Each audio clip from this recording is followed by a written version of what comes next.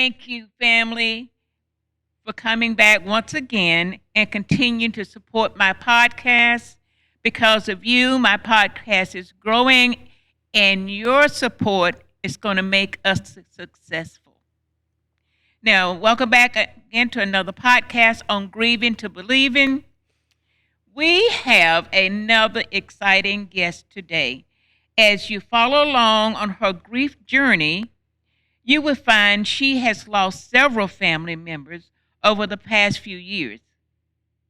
In the few years, Mary has lost two brothers, two sisters, and two favorite nephew, and just a couple of weeks ago, she lost a niece. Now, those are just the people she's lost in the last few years. Mary has completely lost her whole family, and she's the only one left. Yes. So, Mary, tell us a little bit about how you lost your family, especially your mother, and the experience, grief that you received from that. Well, Chris, my mother passed when I was 16. Right. And at the time that she passed, I was like any other child. I was raised in the church, and I knew about God, and I knew what death was and all of that. But I saw my mother suffer that last year.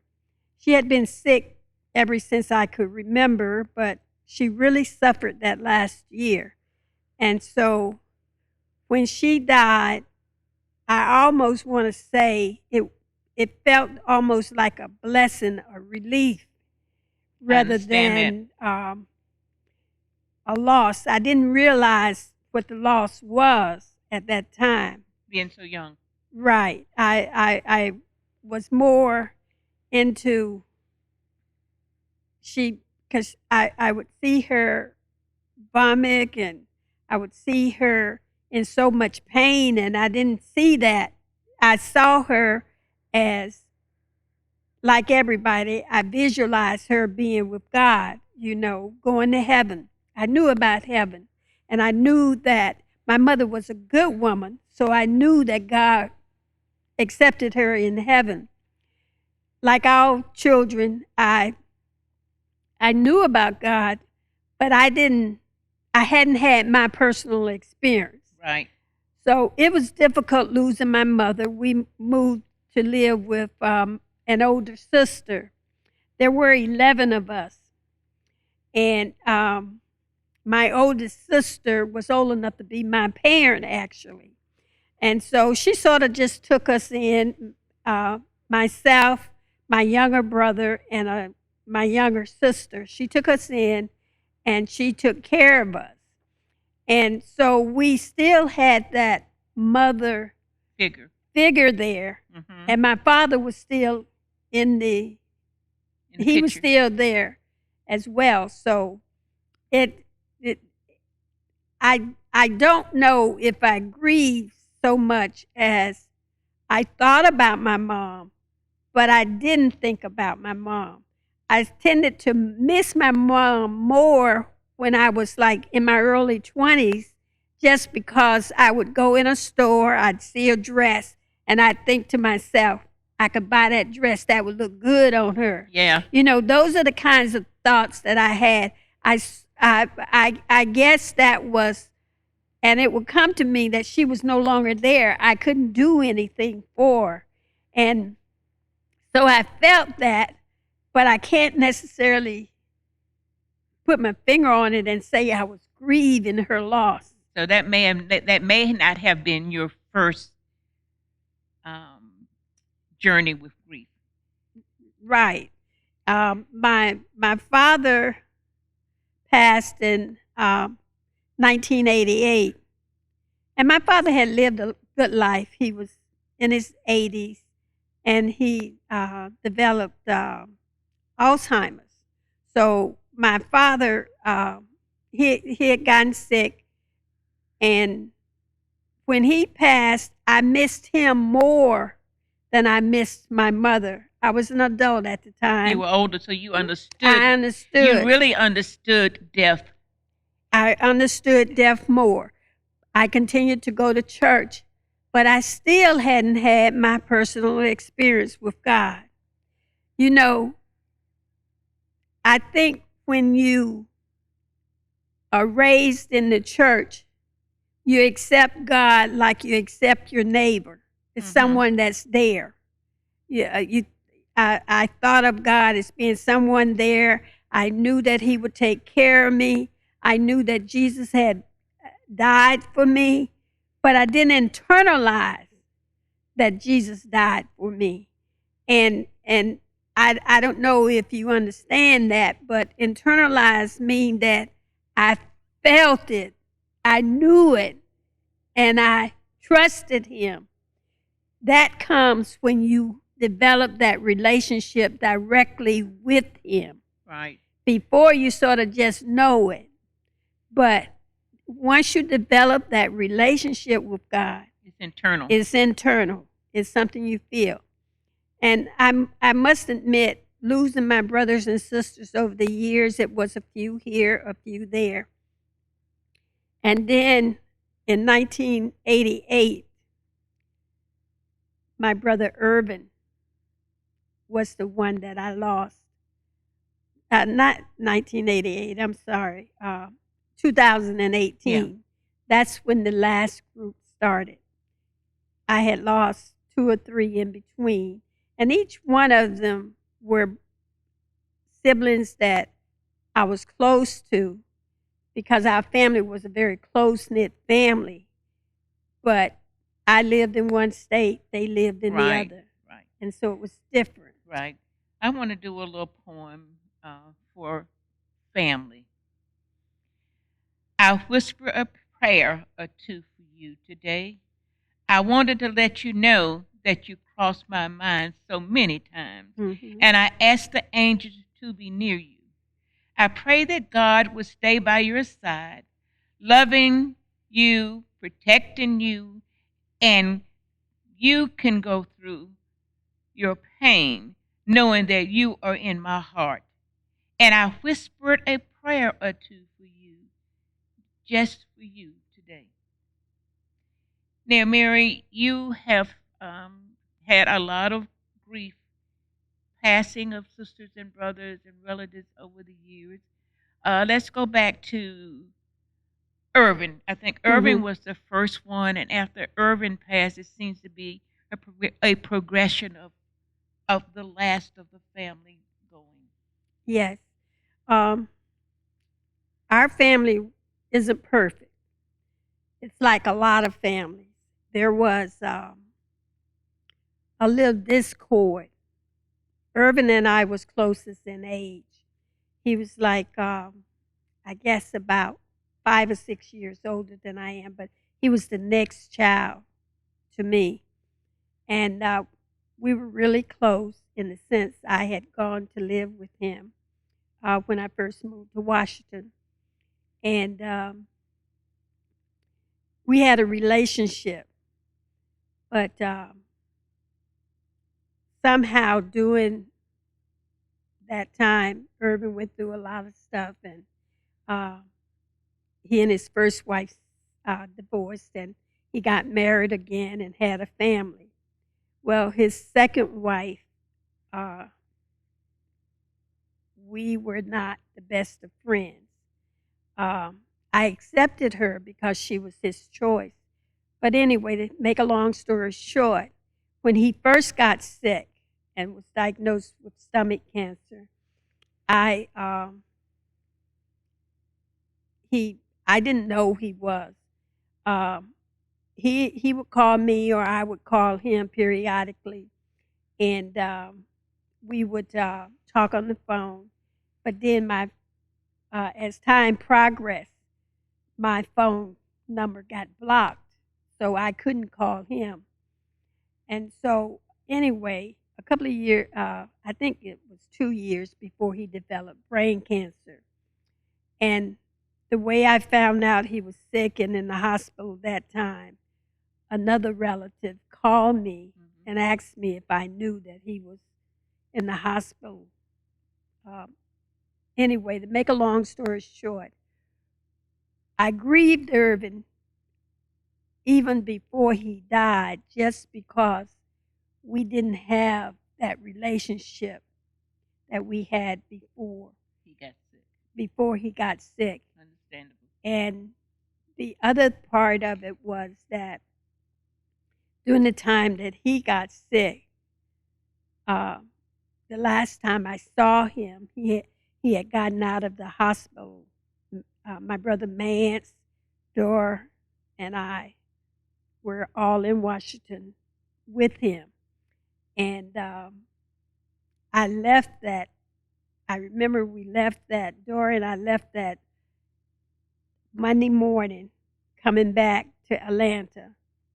We were driving, and that was the last time I saw him. Right. And when his funeral and all of that type of stuff came up, Dora was sick here. So I don't know if I used that as an excuse or what happened, but I couldn't leave Dora.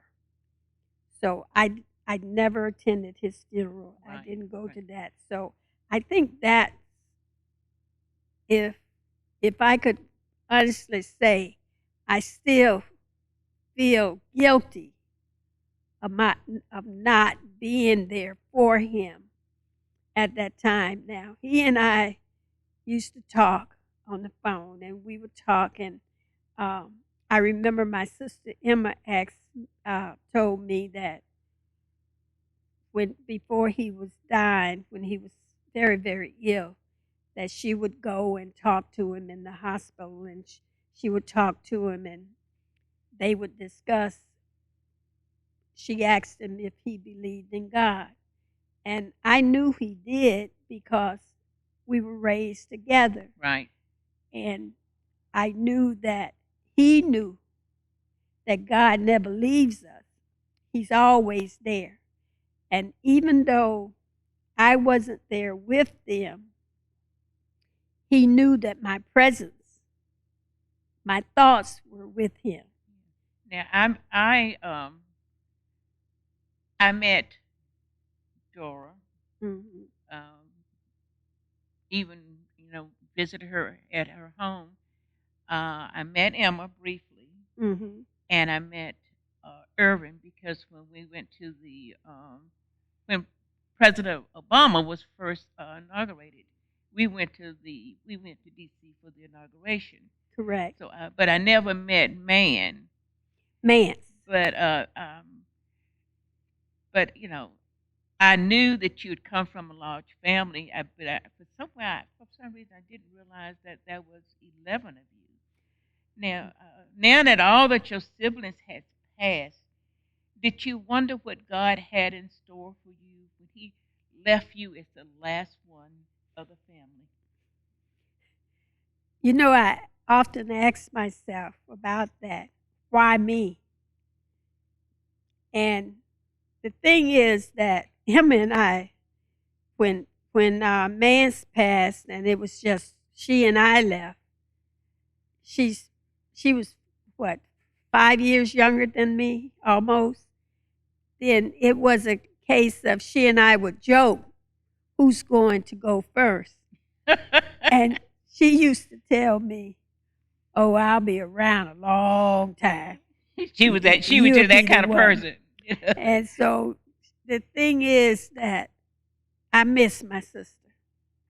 I'm still having problems with, I'll go to the phone to call her to tell her something. And I'll think, going to the phone halfway there, that she's no longer there. I can't call her. So it's tough. And I ask God, I don't wonder, but I ask God, why? Why did you leave me? Why was she the one that you took? What purpose did you leave me for? I, maybe I can answer some of that. Uh, you being here was a was a savior to me when Mm. Robert was sick. Mm. Um, you would always, check on me. You'd call and say, "Hey, let's go to lunch." Mm. Um, and I remember the Sunday that he passed. Mm. You had called me that morning to check on me Mm. before you went to church, Mm. and I said, "Mary, he's not doing good. He's not responding. He's not doing anything." And you said, "Okay." She said, "I'll be." You said, "I'll be there." And you came straight on out there. And by that time, I can't remember if you got there before the hospice nurse got there, or she got there after you. She came after me, I think. And she examined him, and you, as a retired nurse, was Mm-hmm. talking to her about how you had kind of looked over him, and what you felt about what you thought his condition was at the time, and you both agreed that it was time. Mm-hmm. But she said to me, she said, "Well, it probably won't be today. It'll probably be in a few days, but Mm-hmm. he's transitioning." Mary looked at me and she took me to the side and she said, "Chris, it's going to be today." Well, through my career, I uh, I had faced a lot of death, Chris, and I sometimes think that that affected how I feel about family members, with the exception of my sister Emma passing. My siblings were all sick for a period of time prior to them passing. But the good thing that I felt was that they all knew God. And I listened to my pastor every week talk about how if you live right and you do the right thing, you're going to meet your family In the end. in the end. We're all going that way Yep. someday. But when we do go, we want to be able to see them. We want to see them. It's like one of my nephews told me one time we were at a funeral, and he did the sermon, and he says he's just waiting. He doesn't know when it's going to happen, but he's going to see him. He just want to see him face to face, and that's what I want. And so I'm trying to live right, and I felt that my relatives, now they nobody's perfect, but I know that they believed and had faith and put their trust in God. Well, you were my saving grace that day because I remember you were going to stay with me. But we were having a big function at church that day. We were having a first service, and then we had a church coming that we're going to possibly bring 50 or 100 people that afternoon, Mm-hmm. and you were on the usher board. And we were sitting there, and I said, "Mary," I said, "won't you do this? Why don't you go ahead and take care of what you need to take care of the church, and then if you can come back at the later on." Mm-hmm. So you said you would, and Mary left, and I don't think Mary had been gone an hour when I texted her and Mm-hmm. told her that Robert had passed. Yes. By 5:30 that afternoon, Mary was back at my house. Mm-hmm. Her, Robert's niece, nephews, Pastor Lawson and Sister Lawson came after having such a long day at church. And Pastor Lawson said somebody needs to be with her. She don't need to be alone tonight. Mary stayed with me all night and the next day until my daughter was able to fly into town to be with me. So for me, that was the purpose. You was here. So I could have you here with me to help me get through that awful night. Well, And I will always love you and appreciate you for that. thank you, Chris, but it had to be God because I don't know. I don't know what my purpose is. I don't know what purpose He has for me. But I do believe that if we put our trust in Him, that He promised us He'll never leave us, never ever leave us or forsake us, that He'd be there with us always. Even siblings or the people you grow up with, they witness all your childhood and your adult life, and they're part of your life story. They know where all the bodies are buried when all you guys got in trouble together as well. Yes. So when they are gone, you lose the people in your life who could validate memories for you. Yes. How does this affect your perspective now? There are times that I remember incidents that occurred when I was younger. Like I said, it'll be something someone said or something that someone did, and it'll bring back memories. Yeah. And most of the time, those memories are happy memories. They aren't sad memories. So what happens is I take one day at a time.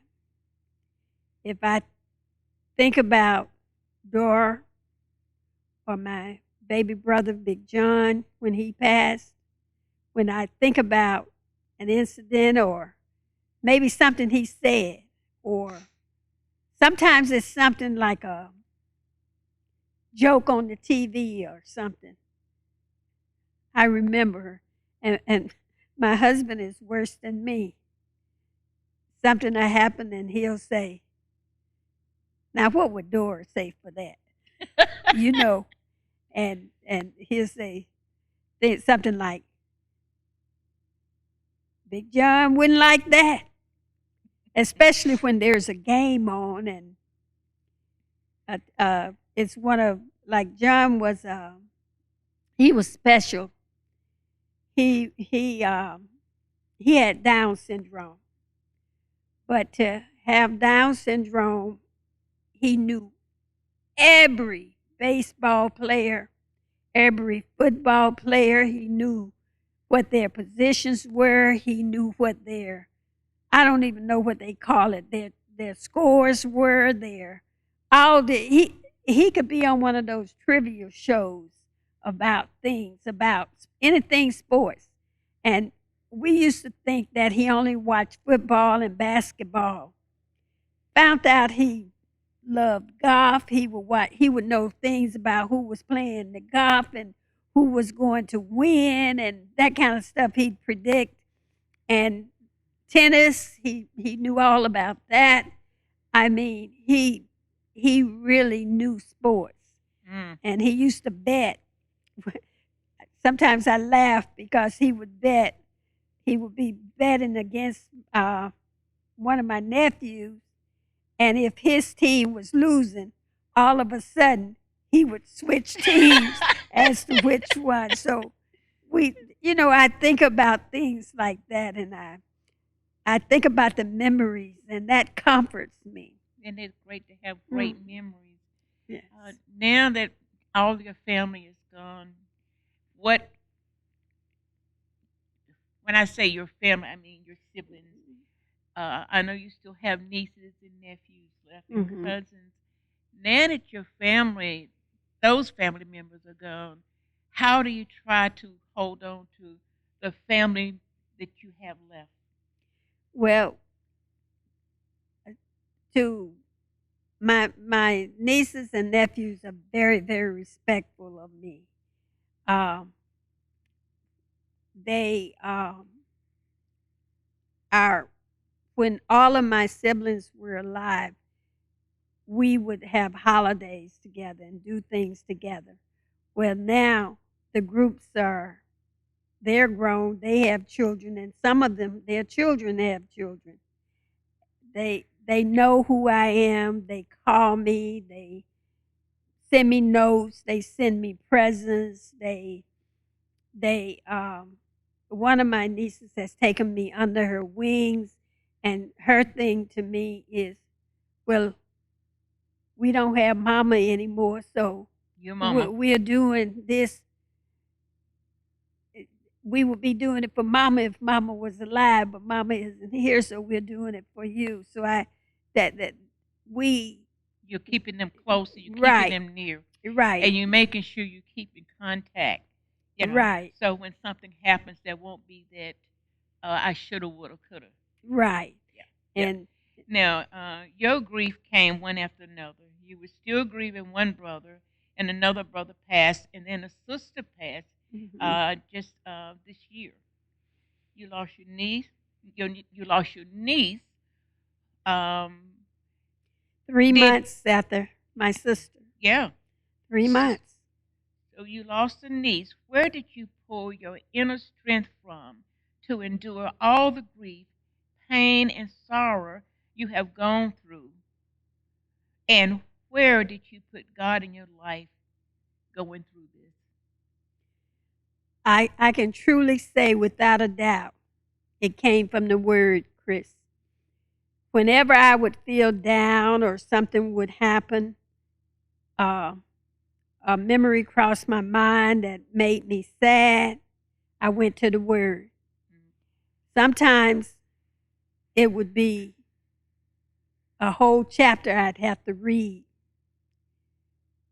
Uh, Sunday school, Bible study, and services. Sometimes it's like this past week, the sermon that we heard at the prayer international the prayer day Prayer day we had a few was it was the same sermon. It was the same lesson that Reverend Lawson had taught. I think I sometimes get mixed up. I don't know if it was the sermon he did 2 weeks ago or if it was the Bible study he did, but it was the same message. So God was speaking to us. You know, over it and was over, something making that sure we I got didn't it. hear that he was giving to me. And so I go to the word, Chris, whenever I feel that I can't handle something, I go to the word. So, other than going to the Word and getting your relief, have you thought at any time that maybe you needed professional help, counseling, a therapist, to, to help you go through this unique loss that you've been suffering? Uh, I don't know if I really felt that I needed it, but Cornerstone sponsored a grief counseling for 6 weeks, I think it was, Yeah, I back remember. about a year ago, maybe a little bit longer. And I did do that course, and it was very helpful to me. In fact, I have the booklet, the workbook that we worked with, and periodically I'll go back to that to help me. Um, so, That was something that I was also a part of, not realizing that one day I may need that. Now, your parents, your sisters, your brothers, all gone now, and I know you have your own family now. You have a husband, a daughter, you have two beautiful grandchildren. Do you think it's odd that God's plan has left you the only one from your nuclear family? do I think it's odd? I don't know. But I remember a few years ago when I started, uh, I'm 70, almost 75. I'll be 75 in another month or two. But my grandchildren are very young. They're 5 and 8. And what happened is, I remember I my granddaughter being when she was about 3 or 4, I prayed and I asked God to allow me to see her grow up. And I'm hoping that just as God spared others in the Bible, that He has spared me to see her grow up. And because I want to see her graduate high school, I want to see her get married and all of those Yes. things. Yes. So I just pray that I'm able to do that. I think that's a prayer that we all share Mhm. with you about our kids. Mm. Um, now you have had friends for, you and I have been friends for many, many years. We share birthdays together, anniversaries, weddings, uh, birthday of family, and I've shared your losses with you. Mm-hmm. Uh, Yes, you have. you have had so many losses back to back. I want you to share how you believe that you have come from grieving to believing. Mm. Well, I think when I met Jesus on a personal level, it was back before I actually lost too many of my siblings. Right. And ever since then, because of my relationship, because I've been close to Him, I feel it has been easier to accept death for what it is. I'm still learning. In fact, I had an experience the other week where I often think of when we talk about being being able to see our relatives one day when we pass, that I I've always thought of it in the sense that we'll be able to see their body and recognize them that way. But due to, if I'm, and I hope I'm not getting this mixed up bad, but I remember the minister talking about how when we pass, our bodies return to the dust, but our spirit goes back to God. And so it's our spirit that is recognized by God, but all the spirits will be there. And that's how, because when our spirit goes back to be with God's spirit, we'll recognize them by their spirit. And I'm probably not explaining it that well. It would be better explained by maybe my pastor. But I know But you have the gist that of spirit in what me we're going to go is going to through. be spirit with Him. So I'm not concerned about being the last one, because when I go, there's a whole lot of lambs but still there that's going to be here. It's going to be a party. We're going to have a party. We're going to have a party. Thank you, Mary. Thank you for being on my podcast. Thank you for sharing with me. I don't understand all the grief that you've gone through, but I can feel the grief that you've gone through. I thank you for being in my life. I thank you for being my church family member. I thank you for being my friend. And I thank you for supporting me on my podcast. Thank you for your friendship. Thank you. Verse,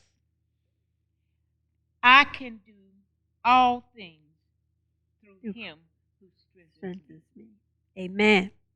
Now, I hope that something has been said during this podcast that you can relate to or make you understand better what you're going through. So we will keep bringing these to you, hoping that we reach somebody out there to make their lives a little better. Now, don't forget to subscribe and hit that bell. It's free. And you'll know every time that we drop another podcast. And if you would like to leave comments, please do so in the comments section. And also, email me. If you want to be a part of the podcast, share your journey with us, your grief journey. There are all kinds of grief journeys out there, not just death. So if you have a grief journey that you want to share with us, please contact us. My email address is chrisgreen7283@comcast.net. And once again, Mary, thank you. I love you. Love you too, Chris.